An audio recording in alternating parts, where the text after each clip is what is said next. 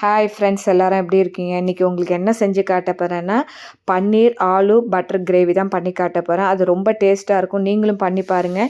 அதுக்கு ஒரு வாணலியில் பட்டர் போட்டிருக்கேன். பட்டரில் பன்னீரை ஒரு 150 கிராம் எடுத்து ஃப்ரை பண்ணி பண்ணுறேன். ஃப்ரை பண்ணி பண்ணும்போது பன்னீர் ரொம்ப டேஸ்ட்டாக கிறிஸ்பியாக நம்ம சாப்பிடும்போது ரொம்ப டேஸ்ட்டாக இருக்கும். பசங்களுக்கு ரொம்ப பிடிக்கும். இதே மாதிரி இப்போ நீங்கள் ஆலுவோட ஃப்ரை பண்ணலாம். நான் ஆலுவை வேக விட்டு தான் வைக்க போகிறேன். பொட்டேட்டோவை அதே வாணலியில் ஜீரகத்தை கொஞ்சம் பட்டர் போட்டு ஜீரகத்தை தாளிங்க. ஜீரகம் நல்லா ஃப்ரை ஆனோடனே இதுக்கு 2 வெங்காயம் பொடி பொடியாக கட் பண்ணி வச்சுருக்கேன். அந்த வெங்காயத்தை போட்டு நல்லா வதக்குங்க. இதுக்கு தேவையான உப்பு மஞ்சள் பொடி போட்டு வதக்குங்க. வதக்கிட்டு இஞ்சி பூண்டு இது மஞ்சள் பொடி போடுங்க. இஞ்சி பூண்டு இது 1 டேபிள் ஸ்பூன் போட வேண்டியதான். போட்டுட்டு 2 தக்காளி அரைச்சி வச்சுருக்கேன். அதையும் அந்த பேஸ்ட்டையும் போட்டு நல்லா கொஞ்சம் பச்சை வாசனை போனோன்னே கொஞ்சம் கொத்தமல்லியும் போடுங்க.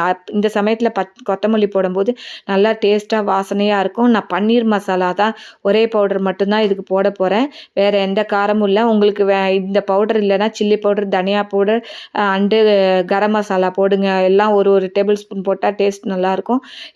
ஆலுவையும் பன்னீரையும் போட்டு இதில் ஒரு வதக்கி முந்திரி பருப்பு ஒரு 4-5 அரைச்சி வச்சுருக்கேன். அந்த இதையும் போட்டு ஒரு கொதி விட்டு இறக்க வேண்டியதான். நாட்டு சர்க்கரை டேஸ்ட்டுக்காக கொஞ்சம் போடுறேன். நீங்கள் வேண்டாம்னா ஸ்கிப் பண்ணிடுங்க. கொஞ்சம் மேலே கார்னிஷ்காக கொத்தமல்லி போடுங்க. மேத்தி இலை இருந்ததுன்னா மேத்தி இலையை க்ரஷ் பண்ணிவிட்டு போடுங்க. சுவையான பன்னீர் ஆலு கிரேவி ரெடி. மேலே கொஞ்சம் பன்னீரை போடுங்க. ரொம்ப டேஸ்ட்டாக இருக்கும். பசங்களுக்கு ரொம்ப பிடிக்கும். நீங்களும் செஞ்சு பாருங்கள். இந்த கிரேவி ரிச்சான கிரேவி. இன்றைக்கி எங்கள் வீட்டில் பூரி, சப்பாத்தி, பன்னீர் ஆலு கிரேவி